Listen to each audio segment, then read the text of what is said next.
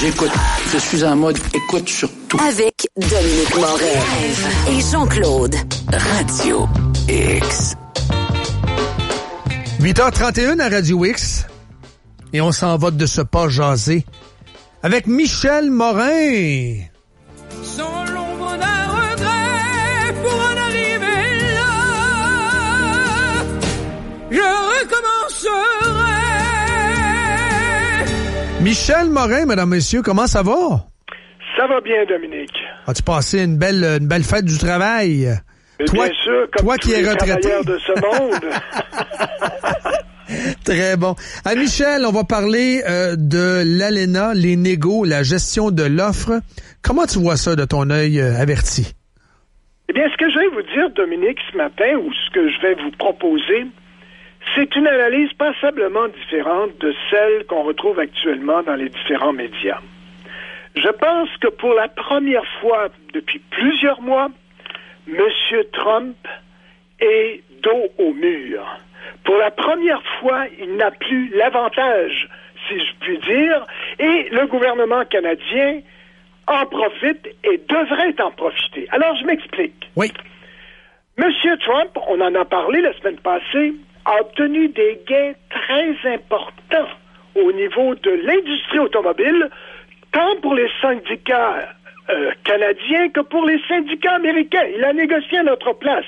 Pour le Mexique, Michel. Pour le Mexique. C'est ça. Le Mexique, désormais, va devoir, dans son marché, dans sa production, autant d'automobiles que de pièces d'automobiles, avoir un contenu canadien ou nord-américain, plus précisément, beaucoup plus élevé que ce qu'il était antérieurement. On est passé de 62% à 75%.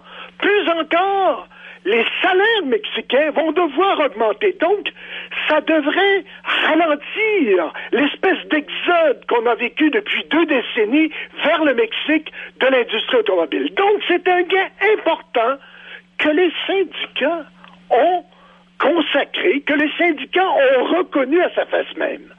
Et là, donc, quand je vois actuellement des journalistes dire qu'il y a une opposition entre la gestion de l'offre au Québec et l'industrie automobile de l'Ontario, je pense que c'est passé. On ne discute plus de ce qui se passe dans le secteur de l'automobile. Ce qui est sur la table maintenant, c'est plutôt le mécanisme de résolution des différends.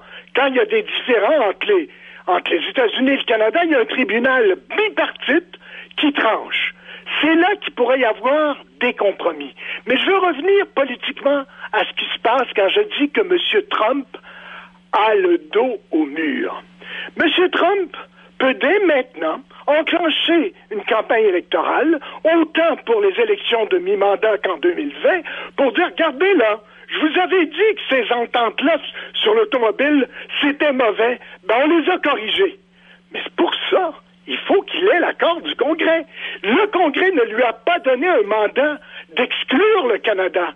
Le Congrès lui a donné un mandat pour négocier avec les trois et pour inclure le Canada. Et c'est là que M. Trump est face à un mur. S'il tente de provoquer le Congrès, on va rejeter ce qu'il a négocié, les gains qu'il a obtenus avec le Mexique, et il ne pourra plus crier victoire. Autrement dit, le Congrès doit approuver son deal avec le Mexique. Donc, Trump est dépendant. De mandat d'exclure le Canada, de négocier uniquement avec le Mexique. Et tout le monde, au cours des 48 dernières heures, lui rappelle ça. Les syndicats le lui ont rappelé, la Chambre de commerce des États-Unis le lui a rappelé, et maintenant, les démocrates et les républicains sont pour inclure le Canada. Donc, quand Mme Freeland, demain matin, va rencontrer les négociateurs... Elle le sait, là. Elle le sait, c'est connu, et on devra peut-être trouver un compromis. Quel est ce compromis?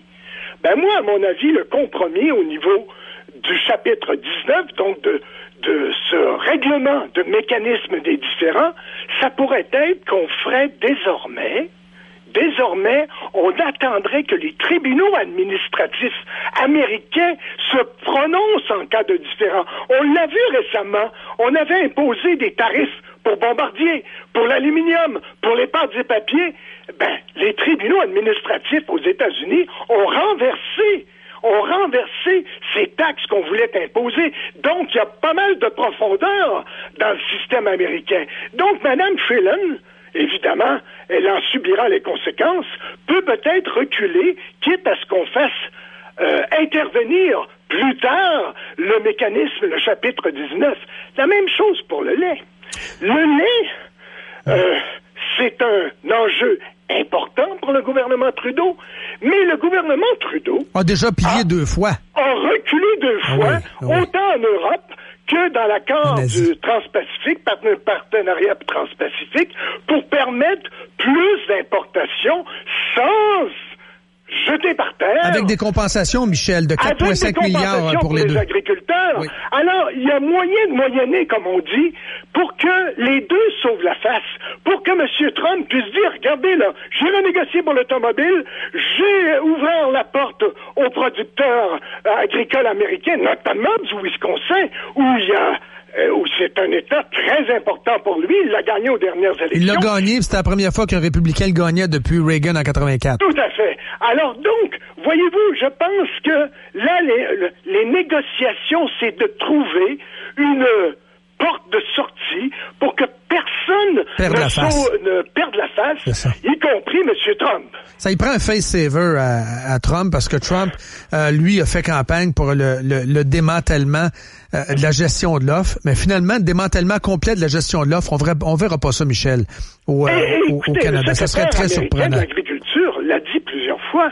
Nous ne cherchons pas à démanteler le système canadien. Ils veulent un accès. Nous voulons avoir plus de possibilités d'exporter nos produits, mais évidemment, je vous préviens d'avance, Dominique, quelques concessions que ce soit, ça va vous allez voir le lobby de l'UPA monter aux barricades comme si c'était la fin du monde. Ah, c'est clair. Vous allez le voir. Et pour défendre un système qui, à mon avis, est carrément en sursis, qui ne propose pas vraiment d'avenue pour les jeunes générations, qui stagne finalement la production, qui n'ouvre pas sur les marchés d'exportation qui sont en croissance à travers le monde pour les produits laitiers. Alors, ça, évidemment, l'UPA ne nous en parle pas, c'est un cartel, mais je pense qu'à long terme, nonobstant le fait qu'on a vu la semaine dernière, les 4 chefs de partis politiques se porter à la défense du cartel du lait. De la gestion de l'offre. Est-ce que c'est un objectif, ça, Dominique,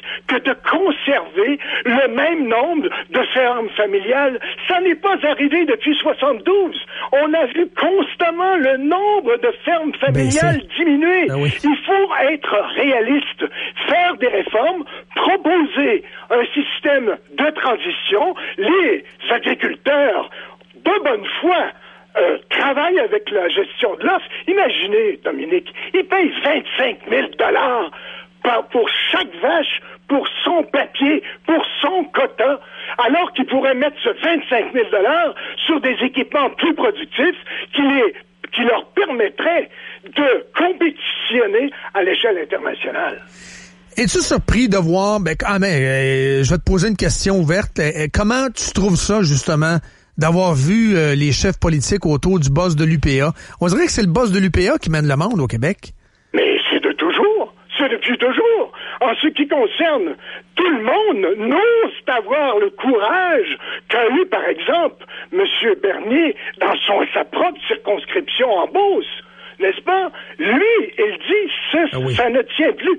Pour un politicien, là, c'est pas habituel de faire ça. Et il en a payé le prix, n'est-ce pas? Il serait aujourd'hui chef du Parti conservateur, n'eût été son opposition au système de gestion de l'offre. Et quand je vois tous ces chefs de parti s'aligner derrière ces 12 000 producteurs, ce dont on parle, le mécanisme de protection ou enfin de résolution des différends, le chapitre 19, ça concerne des millions de travailleurs. Ça, c'est très, très important. Est-ce que la valeur des travailleurs en usine est moindre que celle des producteurs sur le terrain, des producteurs agricoles? C'est des questions qu'il faut se poser. Mais en ce qui concerne le PA, c'est comme si on allait à la messe tous les dimanches. Merci beaucoup, Michel. Merci. Salut. Bye. 8h41 et vous êtes dans Montréal Live. Montréal. Live. Radio X. Dès le 7 septembre, Radio X explore et raconte les phénomènes étranges et inexpliqués. Radio X Files. Christian Page, enquêteur du Pampage, enquêteur du Pampage, enquêteur du